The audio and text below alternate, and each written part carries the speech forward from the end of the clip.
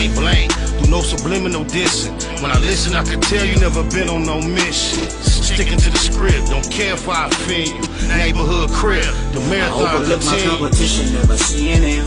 I done train my mind that I'm going. You could tell by how I walk, talk, I'm a boss. A east side millionaire, homie, what you thought? My life is a movie. They can't get close to me. They mad cause they can't be.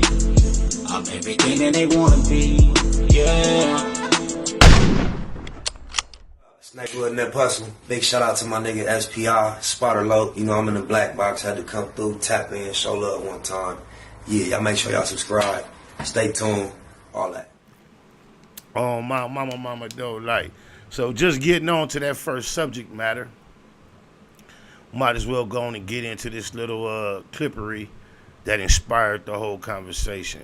I'm not sure who these individuals are on this podcast discussing this from a very respectful perspective. There was no disrespect, and it was, my title was like, great question, good answer, because I don't think there's enough unity amongst us, and there's not enough of one mind frame to just have a great answer. And if there is a great answer, I've yet to hear it. So here we go. Let's check it out. Mexicans using the N-word. I want to know, is that offensive to the black culture, or is it more like a brotherly endearment term? It depends on the hood you grew up in. If your hood had blacks and Mexicans, we struggle with the same thing. You know what I'm saying? Yeah. Cops pull us over. You know what I'm saying? We go through the same struggles and stuff like that. That aspects of life. In the hood, we struggle together. In the hood, we play together. In the hood, we family. In the hood, the fruit truck come by. You know what I'm saying? We buy from the fruit truck. In the hood, the corn man come by. We buy from the corn man. It's so we're so relatable. Okay. So I feel like if you grew up in the hood, you got that pass. I can definitely resonate with a lot of what he said, but as he started going with in the hood, in the hood, in the hood, in the hood, I was reminded he's not from California. And I don't believe that regardless of affiliation in our hood, your experience with economics and poverty causes us to be one based on it. You probably used to. And I also know this, that word, the hood, when it comes outside of California, this is what happens with lingo, especially with the internet and hip hop. Things get expanded and definitions change. Because if I recall correct, out here made that term, the hood, a term. Just like New York gave us fresh and dope, the hood was a LA term. And when we start talking about the hood initially, we weren't talking about our whole neighborhood. Out here coming up, the hood was the set, the gang. Those three words are synonymous, the hood, the set, the gang. Meaning, you could grow up on my block, be my next door neighbor all my life, be from my neighborhood, and not be from my hood. Cuz ain't from the hood. This is how we divide ourselves from the rest of our neighbors. And I ain't talking about neighbors, I'm talking about everybody. Your neighbors that you grew up with, childhood friends, schoolmates. We separate ourselves from them like cuz ain't from the hood. Even though he from over here, he not from the hood. Now, that word hood done grown to where now they talking about anybody that grew up in your zip code, your area code, basically is from your hood. And the term has changed. So now when he's talking about you grew up in the hood, you grew up in the hood, you know, that takes a different connotation because out here in our hoods, outside of Watts and maybe other areas, it started off in Long Beach, but in Long Beach, eventually through the years, it turned out to racial tension. Compton, it turned into racial tension at some point. Out by the beach, racial tension where blacks and browns coexisted from day one, and then at some point, as gangbanging became prevalent amongst the youth, it turned into a racial thing. Amongst some of my homies, it wasn't necessarily triggered by racial, but certain things took place to where they turned into tension with another gang, and the lines was drawn racially. So the N word in particular, first of all, I have to acknowledge Neighborhood Nip the Crip and the fact that he made the word prolific a word that we're familiar with. And the word prolific, the most prominent characteristic of the word prominent is influential. And I think in that sense, we as a people in general are extremely prolific. We're influential. Shout out to Zoe Summer. I want to get the name right, cuz I just looked. She got 100 and some million followers. White girl.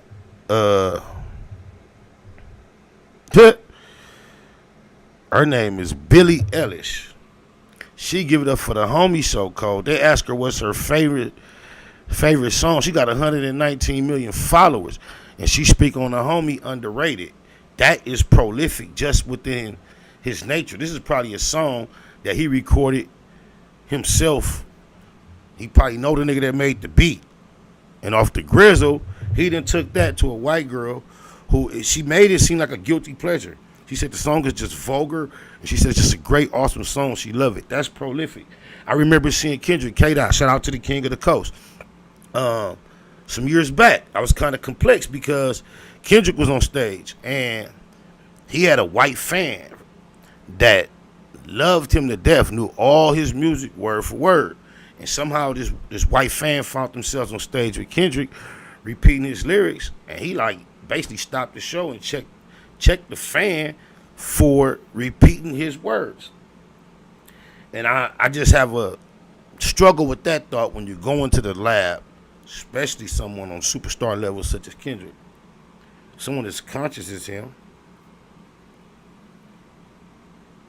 creating music with the intention of having as many people in the world resonate with it and repeat it. A hit is not a hit until the average person who hears it within a certain demographic can repeat it. I can recall Nipsey Hussle being in the studio discussing rap niggas as soon as it released. And he called it a great record. And it was before the record had really resonated. And I kind of was in my mind great record. But right then and there, he explained why he considered it great. He said, and one of the things was that I can recall, he said it was easy to remember and repeat. That dude was a hell of a calculated, thoughtful individual, insightful. Why you think he just stroking his ego?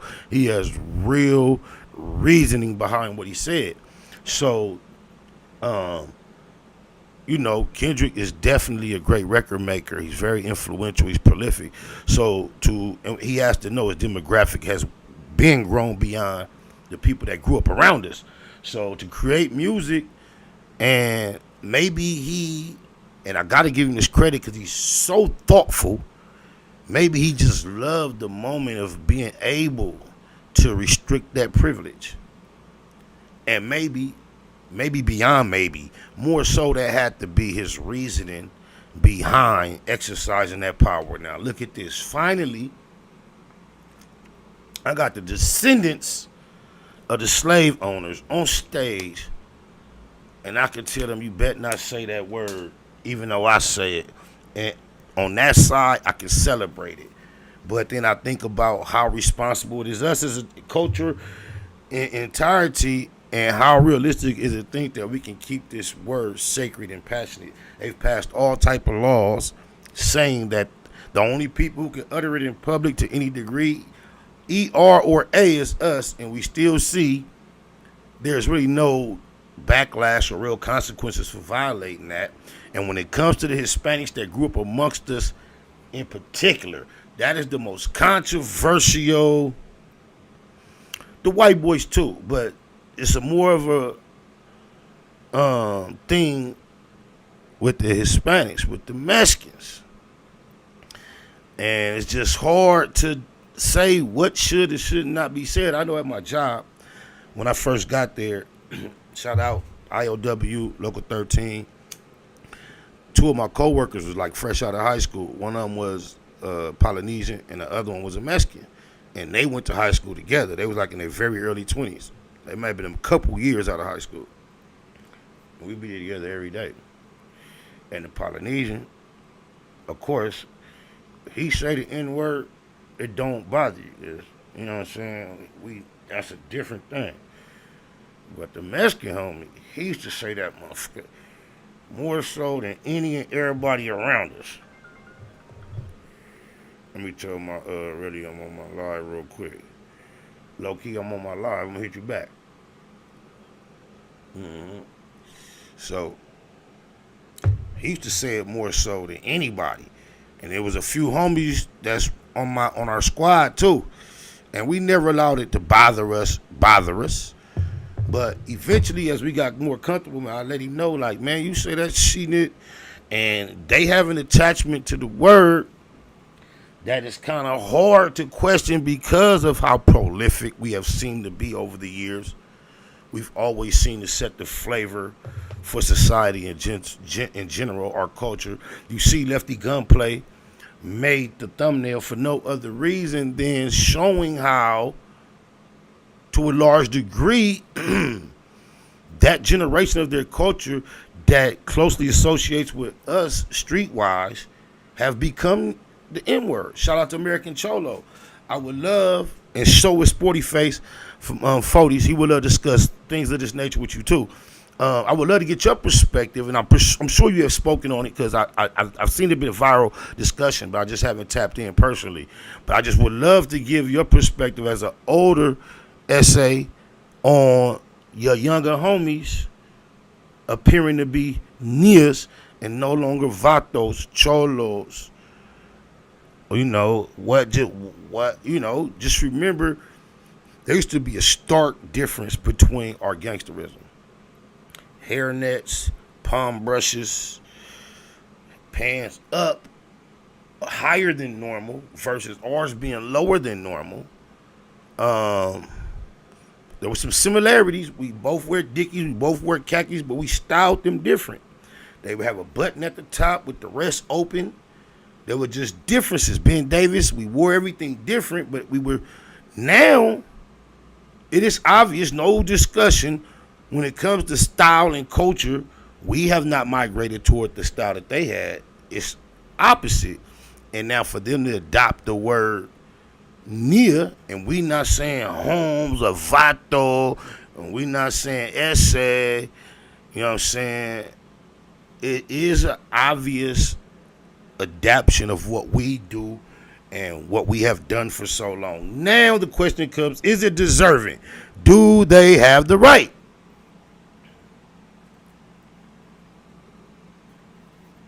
It's a discussion that I think is going to go on forever. And even as us who look at it as if it's an infringement upon our experience, we know the trauma associated with the ER. And I think we've been successful from eliminating that from being acceptable any and everywhere.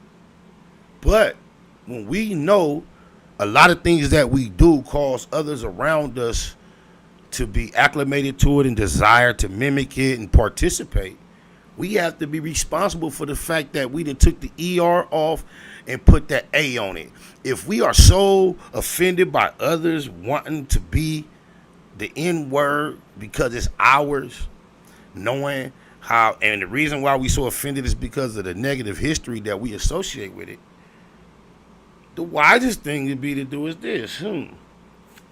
Just imagine the N-word to be a burden as if it's a jacket that smells like shit. And we made this jacket look so attractive now everybody else want to wear it. We know how stanky this shit is. We know how much it's held us back, the N-word perception in general. Why not vacate it and let them have it and let them have some new Nias? And we be the kings and the queens that we also profess to be. I do think accepting the N-word as a generalization of us does limit our potential as a community. Even though we might not purposely act out all the things that the N-word is supposed to describe, the fact that we've made it such a common term amongst us, we even have our youngsters that come up behind us who are not street, not gangsters, not thugs, being very comfortable describing themselves and referring to one another as niggas. And I just have to be honest and say I don't know how much of a positive thing that is. Justice Walford says niggas and nagas means kings and queens. That's where nigga comes from. It may be what some other people meant when they said it in another region, another time, and all that. But that wasn't the adaptation that is why it was caused to us. That's a whole nother dialect, a whole nother time. I've heard that tons of times, but that does not apply. It's not applicable to our experience upon this American soil. The Nias over here was not. You can't get caught up in just the words. You have to go with the intention. That's why the ER is different than the A. And that's why when a Mexican amongst you that grew up with you and you know how prolific you are and a white person loves your music and you said it 1,000 times in the song and somebody says my nigga as a term of endearment, you have to be wise enough to not overreact and be unjustly triggered.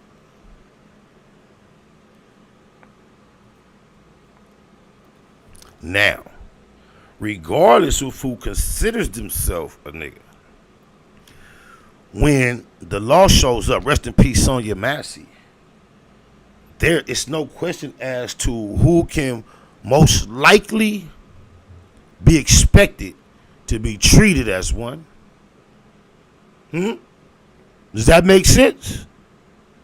Let me say that again. When the law shows up, there's no question as to who is more likely to be treated as an N-word. Rest in peace, Sonya Massey. I got love for all people. I'm gonna say I stole that from TS. Free TS, Tiny Spider, Big Spider, and Little Spider, LS and BS. I'm BS too, Baby Spider, but so is Blue Smurf. It's a bunch of them. I'm gonna get off story. But there is a conversation to be had along this subject matter. So I just wanted to tap in on that. I thought that was a very interesting clip. And matter of fact, as we close the subject out, let's just see and revisit why we even got on that and hear them speak on it one more time. Mexicans using the N-word. I want to know, is that offensive to the black culture, or is it more like a brotherly endearment term? It depends on the hood you grew up in. If your hood had blacks and Mexicans, we struggle with the same thing. You know what I'm saying? Yeah. Cops pull us over. You know what I'm saying? We go through the same struggles and stuff like that. That aspects of life. In the hood, we struggle together. In the hood, we play together. In the hood, we family. In the hood, the fruit truck come by. You know what I'm saying? We buy from the fruit truck. In the hood, the corn man come by. We buy from the corn man. It's so we're so relatable. Okay. So I feel like if you grew up in the hood, you got that pass. On my mama, B. Barnett said, I'm sorry, bro. First of all, as soon as you start your statement with you're sorry, you already lost. So it's hard to defend something that you're sorry about, okay? I'm sorry, but ain't a difference between ER and A. Come on, bro. Just the construction of the spelling, defies that from being true.